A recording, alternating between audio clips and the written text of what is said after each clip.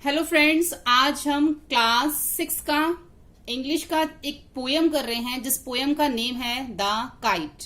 इस चैप्टर में काइट के बारे में बताया गया है कि काइट जो है वो स्काई के अंदर नीले आसमान में किस तरीके से वो लहराती है, उसका कंपैरिजन जो है वो किस चीज से किया गया है। उसमें बताया गया है all of us like to fly kites. All of us मतलब हम सब जो कैसे फ्लाई करते हैं, एक काइट के जैसे फ्लाई करते हैं। Have you ever tried to fly one? Read this poem about a kite as if it's fly in the sky। तो क्या आप कभी टायर्ड होते हैं जब आप कोई भी काम करते हैं? जैसे इसमें काइट के साथ जो कंपैरिजन किया गया फ्लाइंग, जैसे कि इसमें क्या लिखा, हम सब जो है काइट की तरह उड़ते हैं। तो कभी आप फ्लाई करते करते थक जाते हैं, टायर्ड हो जाते हैं। तो इसी चीज के लिए रीड दिस पोएम, इसी में हम पढ़ेंगे इसके बारे में। About a kite as it fly in the sky. How bright on the blue is kite when it's new. कि कितनी चमकदार लगती है पतंग जब वो नीले आकाश में जो है उड़ रही होती है, तो कितनी वो ब्राइट लगती है। With a dive and dip it snap its tail. तो कैसे वो लहराती है, उसकी टेल जो कैसे लहराती है, कैसे वो डीप मतलब गोते खाती है, मतलब इधर उधर वो लहराती है। Then soars like a ship with only a cell.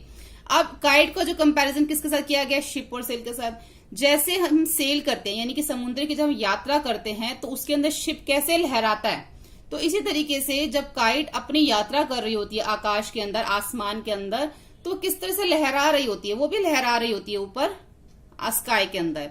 As over tides of wind its rides climb to the crest of a gust and pulls, then seem to rest as wind falls. When string goes back, when string goes slack, you wind its back।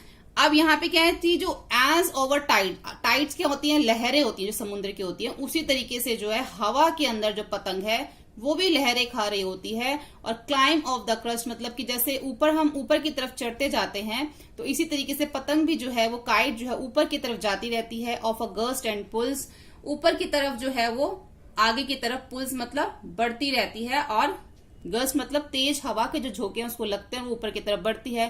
Then seems to rest as wind falls. और जैसी हवा जो थोड़ी सी थम जाती है तो kite क्या करती है, कुछ रेस्ट पोजीशन में चली जाती है।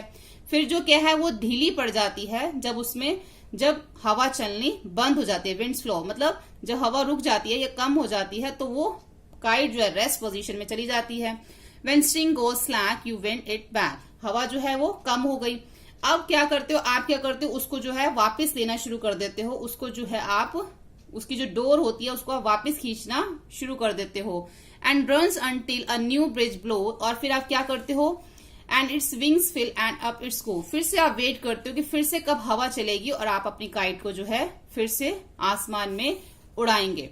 How bright on the blue its kite when in new. तो जो काइट है कितनी अच्छी लगती है, ब्राइट लगती है नीले आकाश में उड़ती हुई। But a rider thing you never will see when it flap on a string in the top of a tree. तो जब वो उड़ती है तब तो वो बहुत सुंदर लगती है, लेकिन जब वही पतंग किसी ट्री के अंदर जाके फंस जाती है, किसी ब्रांच में जाके जो शाखा में जो है वो फंस जाती है, उसका जो स्ट्रिंग है, उसका जो धागा है, किसी पेड़ की चोटी पे या कहीं पे जाके फंस जाता है, तो वो कैसे फ्लैप करता है, कैसे फड़फड़ाती है फिर वो, तो उसकी सारी खूबसूरती चली जाती है पतंग की। फिर वो इन the top of the tree, जब वो उसमें उसका जो स्ट्रिंग है, जो उसकी डोर है, वो फंस जाती है। तो ये चीज जो है कंपैरिजन करके थोड़ी सी बताई है काइट के साथ, कि काइट किस तरीके से उड़ती है। कहीं पे उसको शिप के साथ कंपैरिजन किया है, जैसे समुद्र में लहरें चलती हैं, वैसे ही जो काइट है वो भी आसमान में लहराती रहती है, अपनी जो यात्रा है आसमान की उसको वो करती है। ठीक है, तो इस तरीके से इसमें काइट के बारे में बताया हुआ है। आगे जो दे रखा है, list out the action words in the poem. अब कौन कौन से एक्शन वर्ड दे रखे हैं, उसके जो मीनिंग भी लिखने हैं।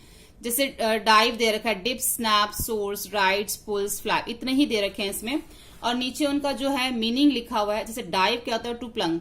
अब प्लंग क्या, जैसे गोते, पानी में हम गोते खाते हैं ना, नीचे तक जाते हैं गहराई तक, ऐसे उसको टू प्लंग मतलब डाइव। डिप, बैंड मतलब झुकना। स्नैप क्या होता है, to move with sudden sharp noise. Snap मतलब एक अचानक हिलना एक तेज आवाज के साथ। सोर्स, राइज अप, ऊपर की तरफ। राइड्स होता है क्लाइम्स, इसका भी सेम मतलब वही, जैसे हम राइड मतलब क्लाइम करना, cyst on the bag. Poem के अकॉर्डिंग इसमें बताया गया है। पुल्स ड्राइव फॉरवर्ड, मतलब कि लहराना, ऊपर की तरफ, फॉरवर्ड ऊपर की तरफ जाना। फ्लैप होता फ्लटर्स, फड़फड़ाना। सेकेंड है read these lines from the poem. Then soars like a ship with only a sail. जैसे कि मैंने आपको इस पोएम में भी बताया था कि इस लाइन का क्या मीनिंग है। इसको जो है कंपैरिजन किया गया इसका, तो the movement of the tailless kite is compare to a ship with a sail, यानी कि एक टेललेस काइट को जो कंपेयर किया गया है, जो सेल होती है, समुद्र की जो यात्रा होती है, उसको अंदर जैसे शिप लहराती है, उसी तरीके से एक टेललेस जो काइट होती है वो आसमान में, स्काई में कैसे लहराती है। तो इसको एक सिमिलिस बोला जाता है कि जो इसका कंपैरिजन काइट का सेल और शिप के साथ किया गया है। तो कैन यू सजेस्ट व्हाट और हु द फॉलोइंग एक्शंस में बी कंपेयर टू। अब इनको जो है आपने इन एक्शंस को कंपेयर करना है। जैसे कि यहाँ पे काइट को शिप से कंपेयर किया गया है, वैसे ही रन्स लाइक अ डियर, मतलब वो ऐसा दौड़ा जैसे कि एक डियर दौड़ता है। He eats like a wolf, वह ऐसा खाता है जैसे कि एक भेड़िया खाता है। She sings like a night angle, वह ऐसा गाती है जैसे कि एक नाइट एंगल गाती है। It shines like a glow worm, वह ऐसा चमकता है जैसे कि एक ग्लो वर्म चमकता है। It flies like a kite, वह ऐसा उड़ता है जैसे कि पतंग उड़ती है। ठीक है, तो यहाँ पे क्वेश्चन 1 और 2 है। उसके बाद जो क्वेश्चन 3 है वो आप खुद से कर सकते हैं। तो यहाँ पे हमारी ये पोएम जो है वो कंप्लीट होती है। होपफुली आपको ये वीडियो हेल्पफुल लगा। वीडियो हेल्पफुल लगने पे इसको लाइक, शेयर और सब्सक्राइब करें। Thank you.